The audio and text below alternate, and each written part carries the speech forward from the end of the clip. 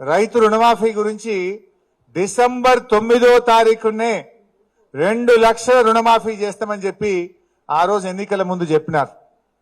కానీ ఈరోజు ఆయన చేసింది ఏంది? 2 రోజుల ముందే ప్రమాణ స్వీకారం చేసిండు. 100 రోజులు దాటిపోయింది. ఈ రోజుకు 2 లక్షల రుణమాఫీ జరగలేదు.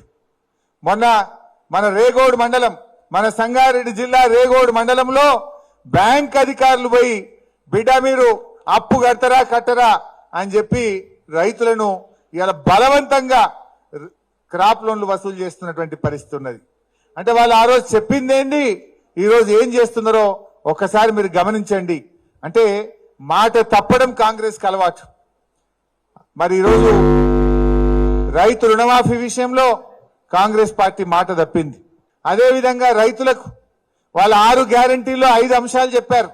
దయచేసి మా కార్యకర్తలు, వేదిక మీద ఉన్న మా ప్రజా ప్రతినిధులు బాగా అర్థం చేసుకోవాలి. ఇదే విషయాన్ని మనం ప్రజలకు చెప్పాలి. 100 రోజుల్లో రైతులకు ఏం చెప్పిండ్రు? 15,000 రైతు బంధు ఇస్తామన్నారు, 2 లక్షల రుణమాఫీ చేస్తామన్నారు, వడ్లకు మక్కలకు 500 బోనస్ ఇస్తామన్నారు, కౌలు రైతులకు 15,000 ఇస్తామన్నారు, వ్యవసాయ కూలీలకు 12,000 ఇస్తామన్నారు, రైతులకు నాణ్యమైన 24 గంటలకు కరెంట్ ఇస్తామన్నారు. ఒక్కటన్నా వచ్చిన ఆదాయంలా? ఏ ఒక్కటన్నా అమలైందా? ఒక్కటి కూడా కాలేదు. మరి ఒక్కటి కూడా అమలు చేయకుండా ఏ ముఖం పెట్టుకొని కాంగ్రెస్ పార్టీ ఇలా ఓట్లు అడుగుతుంది? మన పైగా రేవంత్ రెడ్డి గారు అంటున్నాడు 100 రోజుల నా పాలన చూసి ఓటేయండి అంటున్నాడు. అంటే ఏందన్నట్టు? ఇప్పుడు ఎవడన్నా కాంగ్రెస్ పార్టీకి ఓటేస్తే నువ్వు 2 లక్షల రుణమాఫీ ఎగ్గొట్టినా ఓటేసినట్టే అవుతుంది. రైతు బంధు 15,000 ఇవ్వకుండా మోసం చేసినా ఒప్పుకున్నట్టే అవుతుంది. వడ్లకు మక్కలకు 500 బోనస్ ఇవ్వకుండా మొండి చేయి చూపించినా మనం కాంగ్రెస్ ఓటేస్తే నువ్వు ఇయ్యకరా భయ్ పర్వాలేదు ఓటేసినట్టు అవుతుంది. అవుతుందా కాదా?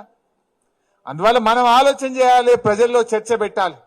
ఈ పార్లమెంట్ ఎన్నికల్లో కాంగ్రెస్ పార్టీని ఓడిస్తేనే వాళ్ళు కళ్ళు తెరుస్తారు, మనకు 2 లక్షల రుణమాఫీ అవుతుంది. లేకపోతే ఏమంటాడు రేవంత్ రెడ్డి? అరే నేను 100 రోజులు ఇస్తాను ఎగబెట్టిన నన్నే గెలిపించింది, ఇక అవసరం లేదనడా? వడ్లకు 500 బోనస్ ఎగబెట్టినా ఓటేసిండ్రు, ఇక అవసరం లేదు అంటడా అనడా? అందువల్ల మనం ప్రజల్లో చర్చ పెట్టాలి.